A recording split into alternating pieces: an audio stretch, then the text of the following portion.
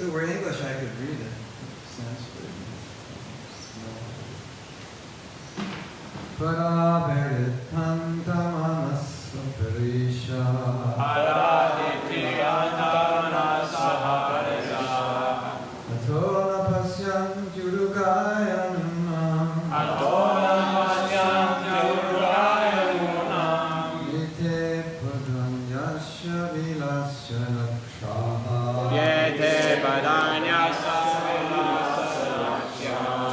Vaya savritti virakshi virye.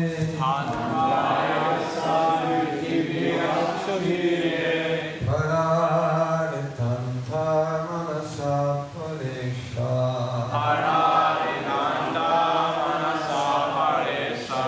Atona pasyam jurugaya nunam.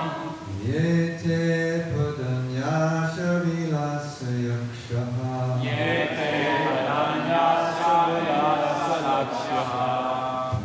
Vaya sarvitti virakshi virye.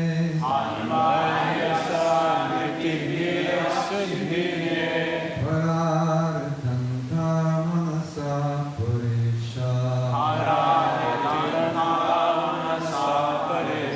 Atona pasyam jurugaya nunam. Yete padanyasya vilasa yakshaha.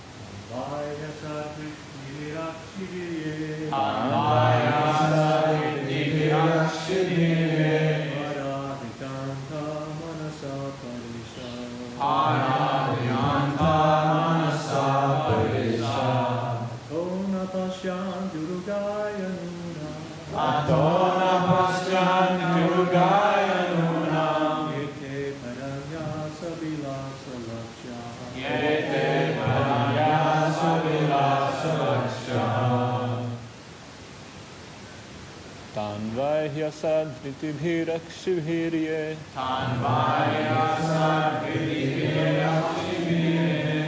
Parahritantar manasah pradesha.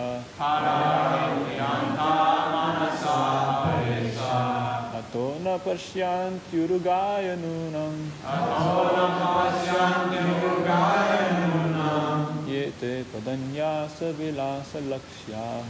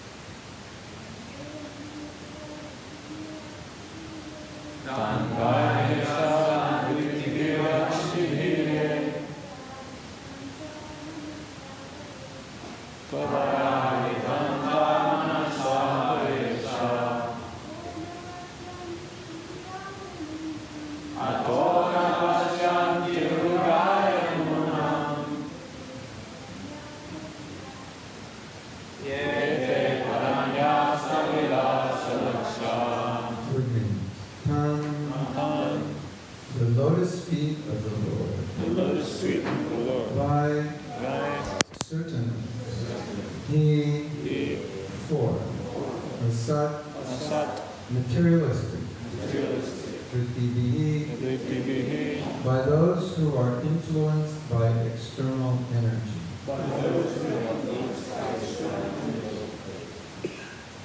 Akshibihi, by the senses. Ye, those.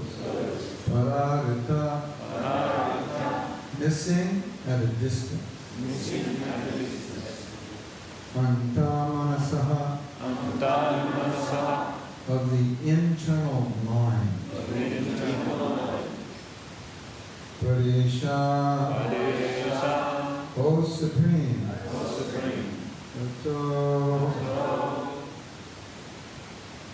Therefore, never. Pasyanti, can see.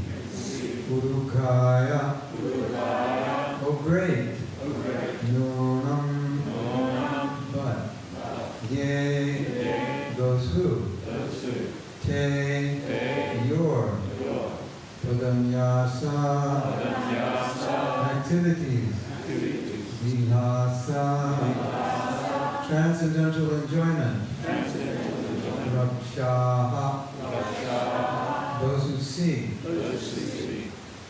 Translation, O great Supreme Lord, offensive persons whose internal vision has been too affected by external materialistic activities cannot see your lotus feet, but they are seen by your pure devotees, whose one and only aim is to transcendentally enjoy your activities. So why don't we repeat that? O great Supreme Lord, offensive persons whose internal vision has been too affected by external materialistic activities cannot see your lotus feet, but they are seen by your pure devotees, whose one and only aim is to transcendentally enjoy your activities. Purport. As stated in Bhagavad Gita, chapter 18, text 61, the Lord is situated in everyone's heart. It is natural that one should be able to see the Lord, at least within himself. But that is not possible for those whose internal vision has been covered by external activities. Who is that devotee that Krishna was hiding from, so he went in his heart? Do you remember that story? Who was it?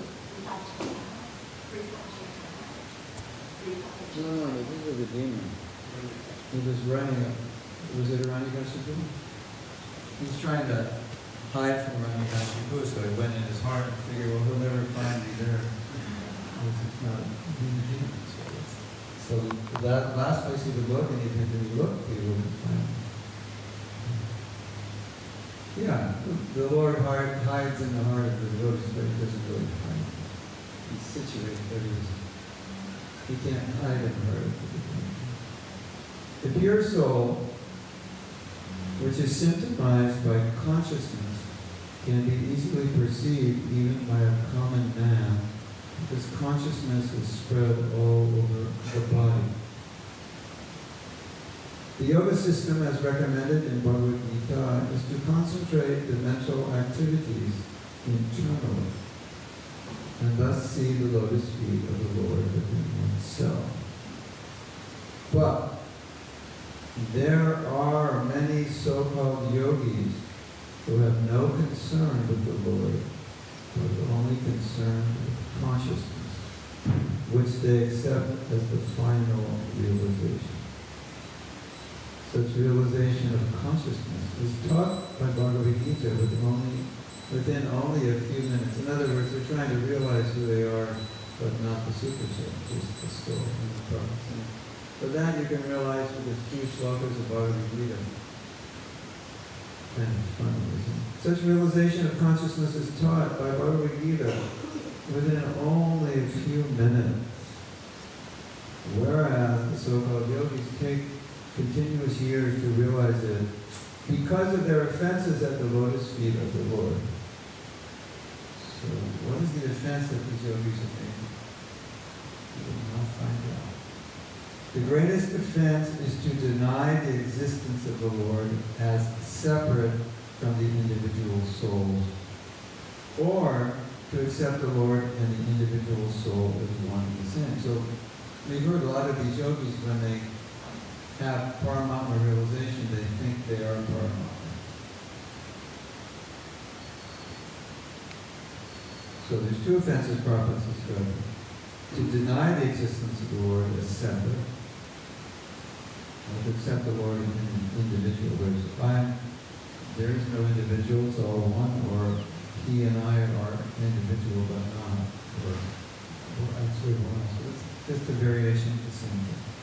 The impersonalists interpret the theory of reflection, and thus they wrongly accept the individual consciousness as the supreme consciousness. It's quite attractive, isn't it? How many of you, raise your hand, how many of you, before you were devotees, believed that you were God? There must be something. How many of you still believe you are God? And I'll raise your hand. I read, when I was reading Bhagavad Gita, I read it in a personal book. I was at my friend's house, and he had this impersonal book. And I had already read Bhagavad Gita with the devotees. The great thing about this impersonal book is I couldn't understand a word of it. So I think maybe a lot of us have read those books, but we didn't really figure out what they were saying. And in my generation, people thought that was really cool. If you read something that was so difficult to understand, it must have been really high philosophy. But the fact is, nobody could understand it. It just sounded cool. And one world, one consciousness, this, that, and that. Sounds good. Makes you feel good. And the grand prize is there's no God to surrender to, so it's really easy. You can just be God and you have to surrender, which is the whole reason we came here. But now you can do it and be spiritual while you do it. Right? And you can condemn all the materialists and you can be spiritual. Very interesting, isn't it? Maya is amazing, isn't she? So Prabhupada referred to the theory of reflection, which he's going to explain what that is. The theory of the reflection of the Supreme can be clearly understood without difficulty by any sincere common man. When there is a reflection in the sky and the water, both the sky and the stars are seen within the water. But it is understood that the sky and the stars are not to be accepted on the same level. The stars are parts of the sky, and therefore they cannot be equal to the whole. The sky is the whole, the stars are the parts. Oh, one time, Chaturani asked Prabhupada, could you briefly explain what Krishna consciousness is? And so this is 1966, and all these hippies are coming, saying, I'm God, you're God, we're all God. That's what Prabhupada, stealing a lot of philosophy. So he said to her, it's kind of sarcastic, but contextual within that environment. He said, what is Krishna consciousness? And he said, God is great. You are not great. Therefore, you are not God.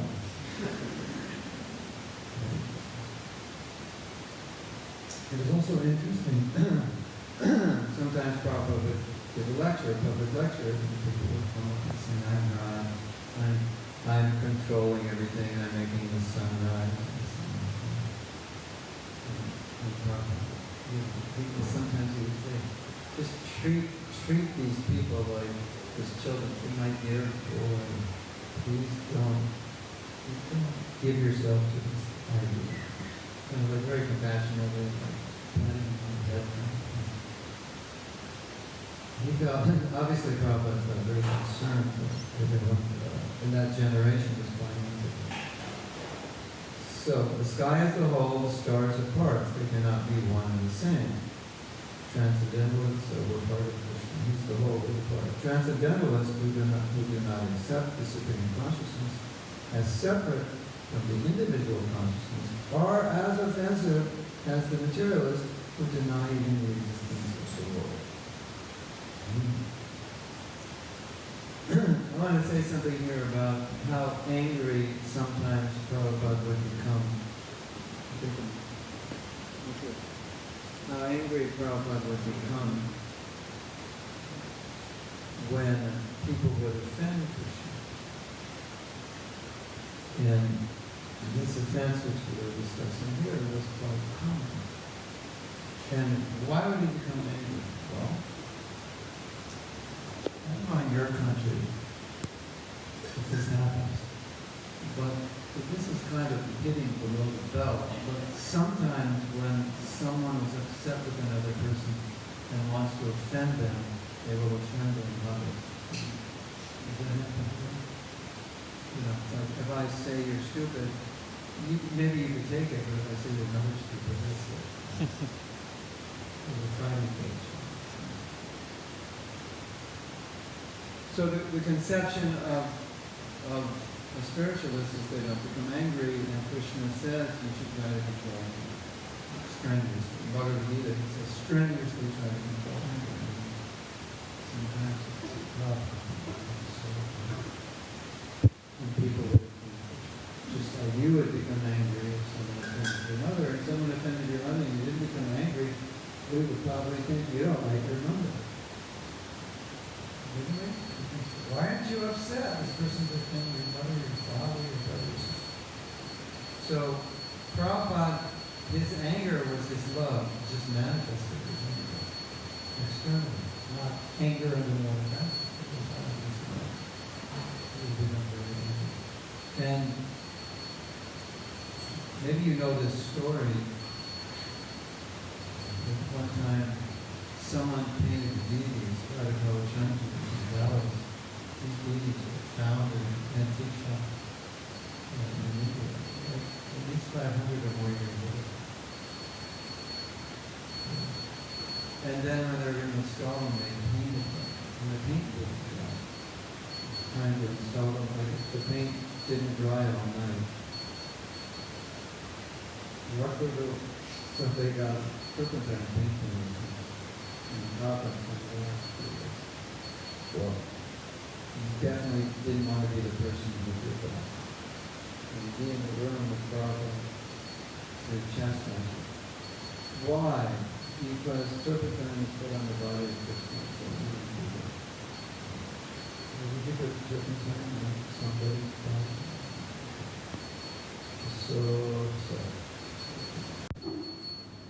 So why was he upset?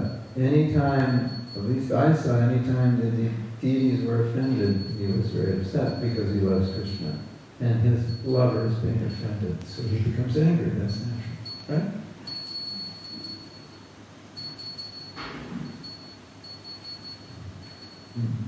The three times I saw Prabhupada get upset was when deities were offended, when people said they were God, and when devotees criticized other devotees. Those are the 3 times. I mean, he could have been upset if you did something stupid, like really big, stupid mistake, like they did in Juhu, where you worked for years to get a property, and then they let it slip through their hands purposefully, like something like that. Obviously, he would be upset. But again, it's Krishna's interest. But mostly, when devotees were offended, when deities were offended, and when Krishna was offended. So, Bhaktisiddhanta, he put this clearly. He said, impersonalism really is cutting off the beautiful limbs of Krishna. That's how you put it. Because you say God has no form, so you just... And what if I said, your mother has no form? Your mother's just a light. What would you think? Step outside, prabhu. We'll talk about that out there. So that's how Srila Bhaktisiddhanta saw Krishna. Such offenders cannot actually see the lotus feet of the Lord within themselves, nor are they even able to see the devotees of the Lord. Wow. The devotees of the Lord are so kind that they roam to all places to enlighten people in God consciousness. The offenders, however, lose the chance to receive the Lord's devotees. Although the offenseless common man is at once influenced by the devotee's presence. In this connection, there is an interesting story of a hunter and Devarshi Narada.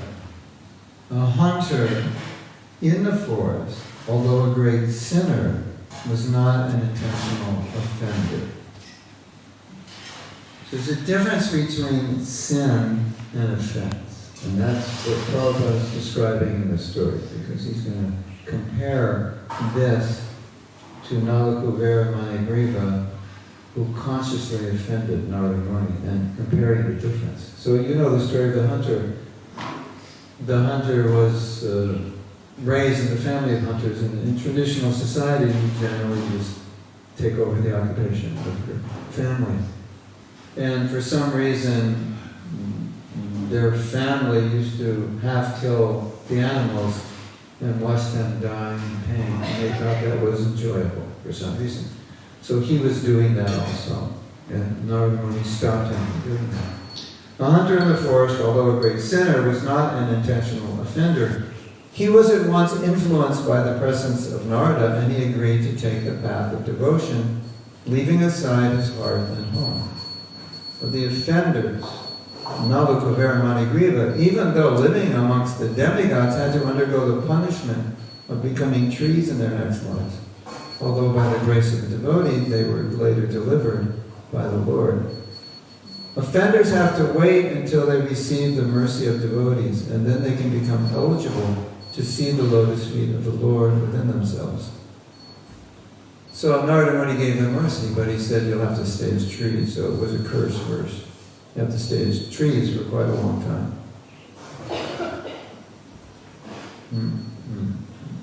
Offenders have to wait until they receive the mercy of the devotees, and then they can become eligible to see the lotus feet of the Lord within themselves. But due to their offenses and their extreme materialism, they cannot see even the devotees of the Lord. Engaged in external activities, they kill the internal vision. In other words, they can't see the effulgence of the devotees, the speciality of the devotees.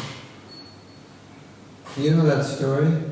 One policeman saw Prabhupada and told maybe, I don't know, maybe it was Rathiash or something.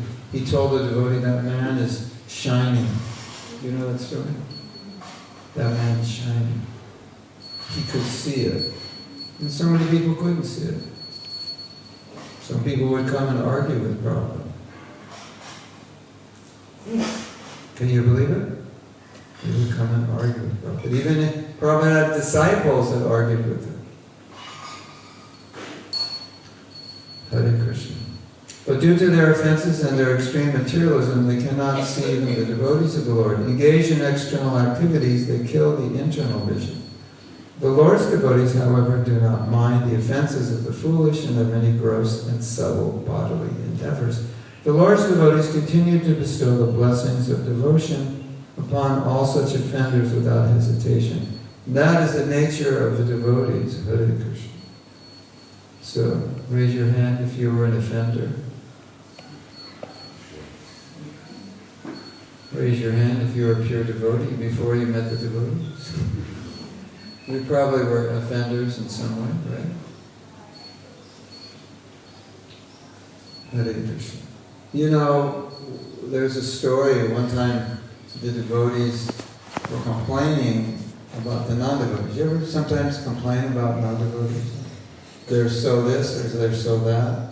Especially if you go on Sankirtan and it's a tough day. So these people are kind of ignorant and dull, and we'll talk about it. Right? So the devotees were once talking about it, and Prabhupada said, 6 months ago you were just like that. So, be compassionate. So, Prabhupada had a godbrother, and his godbrother said that Srila Bhaktisiddhanta asked him to go to America to spread Krishna consciousness. And he said, I don't have the temperament to do that. I could not, as we say, hang with those people. Prabhupada could do it. Why could Prabhupada do that? And why was Prabhupada so patient? It was amazing, wasn't it? How patient he was.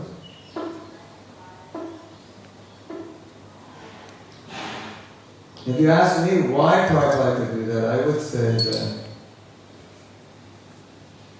Prabhupada understood he was an emissary of Mahaprabhu's compassion. And there's a story about this compassion. It's a beautiful story. There was a sannyasi disciple of Prabhupada who left him. And he was living near the temple, and he had taken shelter of another yogi, and he was learning some kind of mystic yoga. And Prabhupada asked one devotee, please go bring him back, find him, help him come back to Krishna consciousness. And he would occasionally see this person talk to him, but it wasn't helping. And then one day, he found him standing on one leg, here the Hiranyakashipu asana, Hiranyakashipu asana, one leg, and Hiranyakashipu did that for quite some time. So he was doing that, and then this devotee felt like, this devotee is, it's impossible now, I can't see him. So he told Prabhupada he's too far gone. I just give up. And Prabhupada said, you do not understand the forgiveness of Nityananda. He said, Nityananda's forgiveness is unlimited. So Prabhupada really captured Nityananda's mood, because unless you're carrying the mood of Nityananda, how could you go to how could you fly in from Vrindavan, never have seen America, never have seen a hippie? I mean, hippies were difficult even for the straight American public, like the parents. It was difficult for the parents, but their kids were doing. If you want to have some fun, get some reels about like Haight-Ashbury in 1967 and see what's going on. It was like really degraded. And New York, Lower East Side was the same thing. Lots of drugs, people were overdosing on drugs, killing themselves. It was crazy.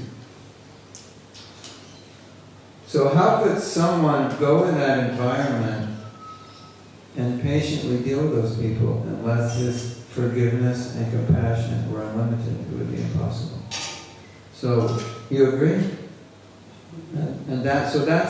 So Prabhupada was amazing, because we saw that Prabhupada was always in this mood of, I represent something greater than me. I represent my guru. I represent the disciplic succession. It's not about me and who I am. It's about what I represent. And so if this is what I represent, then I become that, what I represent. Not like, well, I don't feel like being forgiving. No, you represent that. I don't feel like being compassionate. No, you represent that. So he really perfectly embodied everything that the disciplic succession was giving. And therefore, he was channeling that disciplic succession. So that same godbrother that said, I couldn't,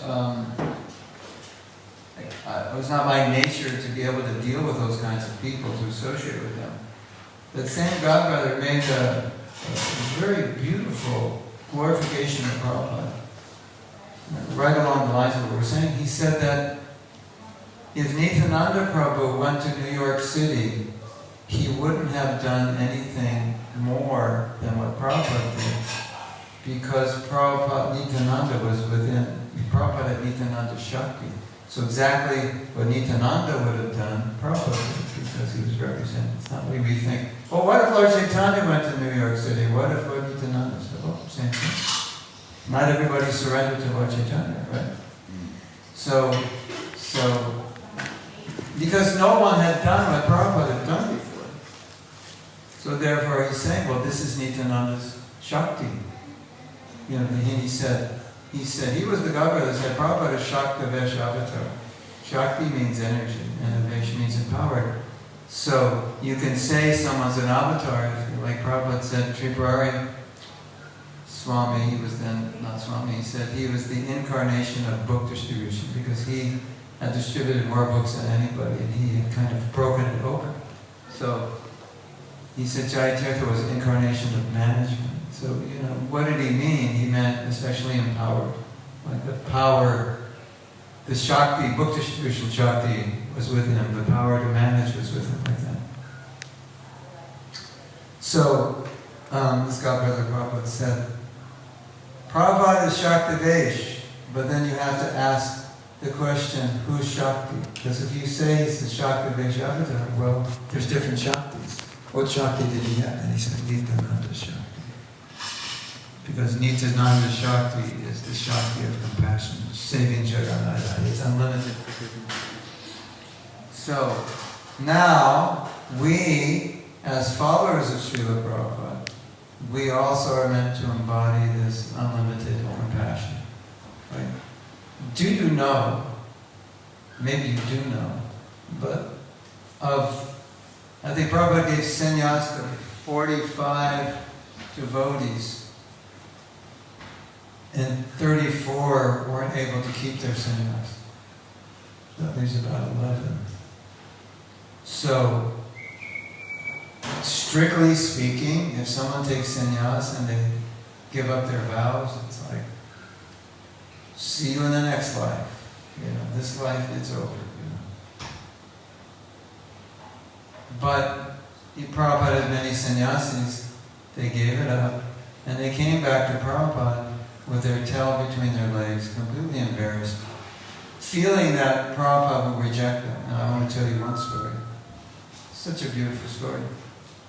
Well, many stories like this. Basically, Prabhupada said the same thing. When they said, Prabhupada, will you accept me back? He said, they say, Prabhupada, did you reject me? He said, how could I reject you? You did so much service. So, Prabhupada, once, I think a devotee was like smoking pot or something, or cigarettes or whatever. So Prabhupada said, tell him if he doesn't stop, I will reject him. You know that story? This was Tamal Krishna Maharaj told us. Tamal Krishna Maharaj is the secretary, and he has to write a letter, and so Prabhupada tells him what to write. He said, tell him if he doesn't stop smoking, I will reject him. It's like, wow. Prabhupada never rejected anybody. So he writes the letter. And he says, Prabhupada, would you actually reject him? Prabhupada said, no, I would never reject anybody. But that was just like, shake him up. He needed to be shaken because nothing was working. But the point is, Prabhupada would never reject anybody unless they rejected him. And Prabhupada had 2 disciples that rejected him. They argued with him, they wouldn't listen to him, they kept arguing with him. And then he said, you are more advanced than I am because I need a spiritual master, but you don't.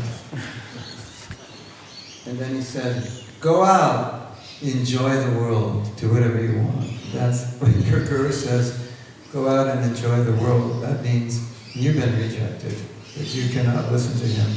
He's given up on you. So, but Prabhupada only gave up on someone who gave up on him. He would never give up on anyone. That's the compassion that we represent. And some of you know the story. There's a devotee named, what was his name? I forget his name. Maybe it was Henry or something. Peter, yeah. You know the story about Crazy Peter? Crazy Peter joined the New York Temple. And he was crazy. A bit. Well, eccentric. Maybe not crazy, eccentric. Maybe. He's not really crazy. Just seemed to be. Very eccentric, extremely eccentric. I think he just came in the temple and just kind of flopped down. Here I am. And he was just very difficult to deal with. And they asked Prabhupada, what do we do with him? Because he's not too functional. And sometimes you'd find him like on the stairs asleep or something, or reading 10 hours a day. Or I did Sankirtan with Crazy Peter. He ate a box of matzah for breakfast. You know what matzah is? It's like, put your patties in the oven and bake them. Matzah is a Jewish preparation. We'd eat a box of matzah and go on Sankirtan all day and distribute like 2 magazines. Because you go, hello, you want one? Everybody, if you ask somebody if you want one, they're going to say no. He should have said, you don't want one, do you? And you go, maybe I do. Right? So, and he would go on Sankirtan one day and learn shlokas. And he probably knew like 2,000 shlokas, 2 years of the movement. Anyway, Prabhupada, they asked Prabhupada what to do, and it's just like, take care of him, and and they said, but he's crazy, this and that, just take care of him. And Crazy Peter became initiated as Kusakrata and translated, I don't know how many books from Sanskrit and Bengali, maybe 50 of the Goswami's books. That was Crazy Peter. But I have an even better story than Crazy Peter. Are you ready for a better story? This is classic. You will only hear this on the Mahatma channel. Because it's not written anywhere. I was there. So, there's a devotee, his name was Devarshi. And Devarshi apparently had taken a little bit too much LSD before he became a devotee, because it took him about 12 hours to finish 16 rounds. So if you do the math, that's probably 45 minutes a round. And if you do the math, if you divide 108 by 45 minutes, you get what, like 3 rounds a minute or something? Is that it? Three mantras a minute? Is that correct? Am I doing my math right? 3 mantras a minute. Anyway, I knew him and I saw him, so I can imitate him. I put on my acting costume. I will imitate Devarshi, just so you know. You have to get a full view of how Prabhupada dealt with him. Because we'd be running around doing service, and Devarshi would be Hare Krishna, Hare Krishna. I don't know if any of you have taken LSD for like 10 years every morning for breakfast, but that's what happened. And so, imagine you're the temple president, you have this person that takes 12 hours to chant. Like, what do you do with him? So in those days, we just write to Prabhupada. So we have this devotee. He can't do any seva, all he can do is chant. He's very spaced out. Of course, that was quite common that many people would join, but usually they would recover in a few weeks. And so Prabhupada said, if that's all he can do, then just let him chant. And gradually he became normalized better. So look what Prabhupada was going through. And so I'm not saying practically we exactly copy this per se, but it's a general principle.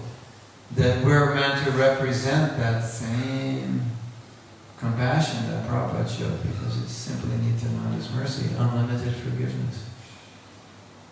I want to say one other thing as part of this unlimited forgiveness, which sometimes happens, is that we become judgmental.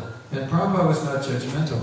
Although it seemed, you could think he would be judgmental, because if you look at the teachings, they're very, this is right and this is wrong.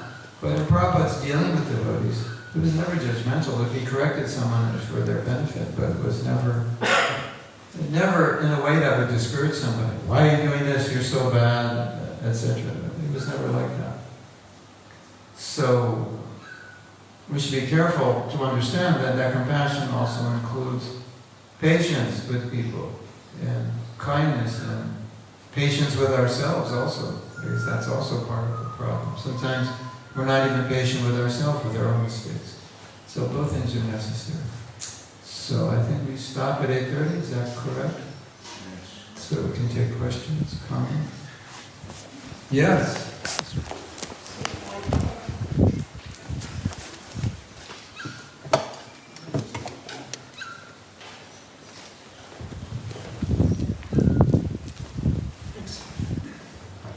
So I have a short story about Prabhupada's mercy. You may be familiar with it. But there was one brahmachari in the US doing a lot of nice service. We eventually took sannyas from Prabhupada. I can't actually remember his name, but so Prabhupada said, "So you're sannyasi, what's your program?" And he said, "Prabhupada, I'd like your blessings to go and preach in the Middle East countries." And Prabhupada was so pleased with that. And he gave him the blessing that, yes, if you preach in the Middle Eastern countries, I will personally come and take you back to Godhead. So with that blessing he went. Nice preaching for some years, but he come back to the US and he fell back down into the old hippie, sort of lifestyle. And apparently he got some sort of terminal disease as a result of his, fallen activities. And so he was eventually in hospital on his deathbed. And the doctors thinking he's going to leave at any moment. And then, so he was like in a coma, and all of a sudden he sat up and looked in the doorway, and the doctors look around, nobody there. He said, "Oh, Prabhupada, you have come." And he fell down and left his body.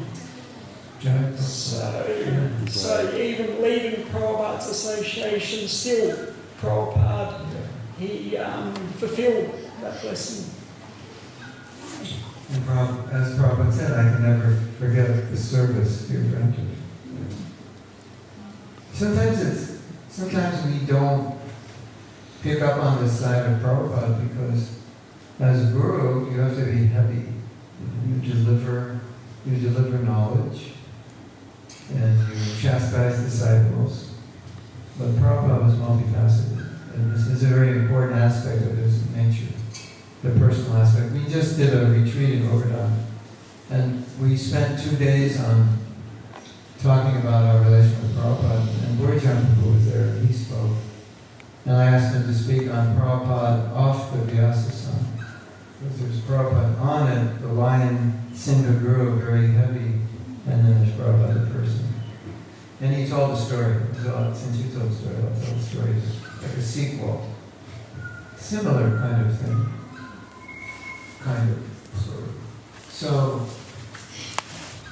Burijan Prabhu went to Hong Kong, I think maybe 1970.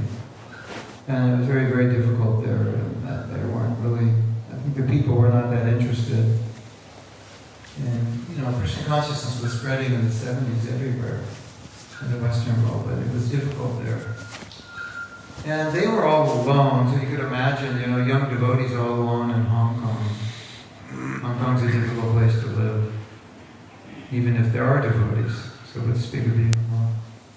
And they were struggling, and not much was going on, and they didn't really have a morning program. And so when Prabhupada is he's amazing. Like, if you're not doing something, you don't even have to tell him. He'll just ask you, "So, what's your morning program?" Like, he just knows. And he said, "Well, Prabhupada, we don't really have one." Well, Prabhupada's like a lion. What's wrong with you? Why are you doing this, etc., etc. Really, really got on the case. Really. So Burijan Prabhu was saying, like, we were struggling. It was so difficult. You would think that Prabhupada would come and just be empathetic instead of being empathetic. Why are you not having the problem? Why are you doing this? Why are you doing that? Whoa, heavy. And then one day, Prabhupada was in his room and his eyes were closed and there were tears coming out of his eyes. And Prabhupada servant said, "Prabhupada, I see you're crying. Why?" And he said, "Burijan and his wife, Jagatrini, they're struggling so much in Hong Kong." So he was there with this soft heart, but he was laying down the law of what he wanted them to do. And that's what we saw externally, and we may think that's all that there was. But that's not all that there was. Internally, he was feeling their suffering. Isn't that beautiful? You want to say something? I wanted to ask a question. Yeah, sure. Thank you very much for the class, Prabhu. I just wonder, these 11 sannyasis out of 45. Who are they? No, what qualities they had that enabled them? Probably they were sannyasis in their last 100 lives or something. To take sannyas and make it at the age of 20, you probably were sannyas or brahmachari for many lifetimes. The quality to make it is that you're not attached to women or averse. It's just not something that you need in your life. And then you want to just solely dedicate your life and live a life of austerity and simplicity. And it's just natural for you. It's not like I'm going to try to do it. I'm not going to convince myself I should do it. And you still have the attachments that would make it difficult. No, it's just natural. And it's not like if you don't have that, there's anything wrong with you. It's just a mistake to try to lead to a position where you don't have the realization to support it. So sometimes we try to live a life which is more difficult or austere than we have the realization to support it. And so it eventually comes back to the level which is more natural to us. So they had to give it up because it was too difficult for them for various reasons, and it could be individual for each person. But not only attachment, not only to wanting to get married, some of them left it and didn't get married. It was just that level of austerity was too much, or that level of prominence, what was expected of them, it was too much for them. And I think, from what I've heard of other sannyasis, is when you put yourself on the line, Maya says, okay, big boy, let's see what you're made of. You know? So that's there also, because we're all declaring war on Maya, but when you take sannyas, you're declaring war big time. You know? So, but it's interesting. So then the question comes up, why would Prabhupada give sannyas to young men, knowing that they're young, and they may not make it? And there's two reasons. And Prabhupada gave two answers. One answer he said, the sannyasi is supposed to be like a general in the army. So this is the Sankirtan movement, it's like army fighting Maya. And he said, we need generals. And he said, naturally in war, generals will get killed, but you need them. And I think Prabhupada knew, maybe this general, right, wouldn't last. Did he last long enough, like to get the Australian yacht off the ground? There was a general here who was a sannyasi, and he later got married. And Prabhupada was okay with it. He went on and he did other service. So Prabhupada expected. Some of them were to get wounded in battle, but it was okay. Another time Prabhupada was asked this question, didn't you know that these people wouldn't make it? And he said, something quite interesting, which I think applies to all of us. He said, well, I put them in the ideal position to advance. Because I gave them sannyas, I gave them everything they needed, but they didn't take advantage of it. And when we were given brahminical initiation, it was a little bit like that. So you're not a Brahmin, but we're giving you the facility to become a Brahmin. Here are your mantras. This is how you do it. These are the principles. And so now the path is open. If you blow it, that's your fault. But it's not your guru's fault, because he's laid everything out that you need. So, I think that's true for all of us. You know, if any of us have difficulty, you could ask the guru, well, why did you give them initiation? I gave them the opportunity. Everything was laid out. The road, the directions, the GPS, whatever you need, the training, the inspiration, but they didn't take it. So, but the moral of the story, I would say the biggest moral is, don't try to lift more weight than you're capable of doing, because you're going to pull a muscle or break your back. And so a lot of times we try to achieve a position beyond our realization, beyond our ability. And so it's not sustainable, so then we go up and down. So if you're if you're going up and down, oscillating back and forth, attraction, repulsion, your sustainable point is somewhere between that. But if you're repulsed by something, you want to go to the other side. And when you become weak on that other side, you tend to oscillate back to the weak, so I'll just give in. No, now I'll renounce it, then I'll give in. So obviously the point is somewhere in the middle. It's going to be closer to one side or the other. So we have to find that point, otherwise we're just going back and forth, and that's a sign of unsteady bhakti. It's called anishtita, unsteady. So if your steadiness is down here, lower than you want to be, at least you're steady, and that's a platform you build up. But if you're like all the time, that's not healthy. And it just means you haven't honestly realized where you're at. And so you're always trying to get somewhere beyond where you're capable of, and you can't maintain it. You keep coming back down. So find a place that's sustainable, that's not completely on the other side where you give up, full of, oh, I give up, I can't do it, and not artificially on the side which you can't achieve, which is way beyond your realization. Doesn't mean you won't get it later, but now be sustainable and then go up. It's better to go start here and go up than to start here and go up and down like a yo-yo, because you're going to end down here anyway. It's just wasting time going up and down. Because eventually you'll be smart enough to realize, oh yeah, this is where I'm at. Now, a lot of these people took sannyas, they didn't realize that. If they would have realized it, they wouldn't have taken it. Right? They became confused with intellectual realization as heart realization. So they understood in their head, well, the best thing I could do would be renounce. Completely. I could give everything to Prabhupada. That's where Krishna consciousness is leading, towards surrender. So let me do it. It's an intellectual realization, devoid of self-reflection if I can actually do it.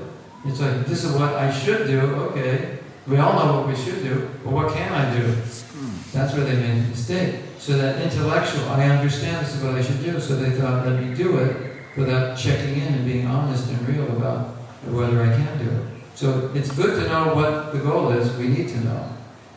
But it's more important to know where you fit on the continuum of what you can do.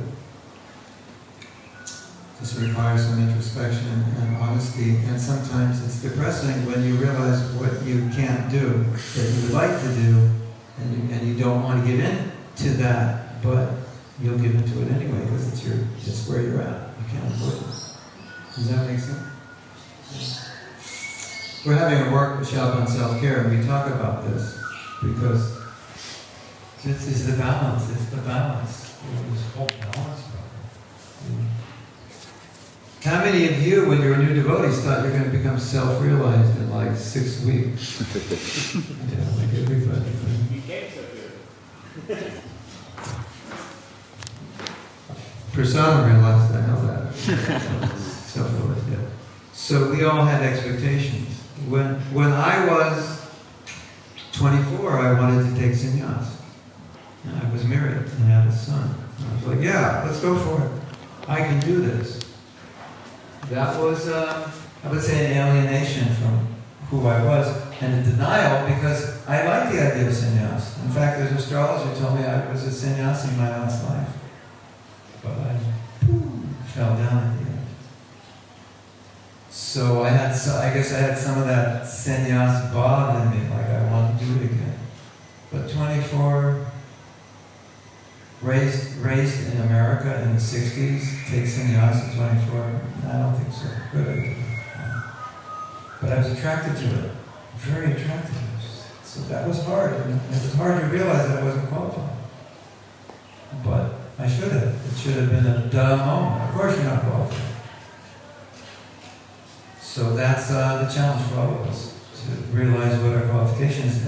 And the self-acceptance means, well, I'd love to be here, but I'm actually here. Just accept it. That's, why not accept it? Because that's where you're at. I mean, it's depressing sometimes, isn't it?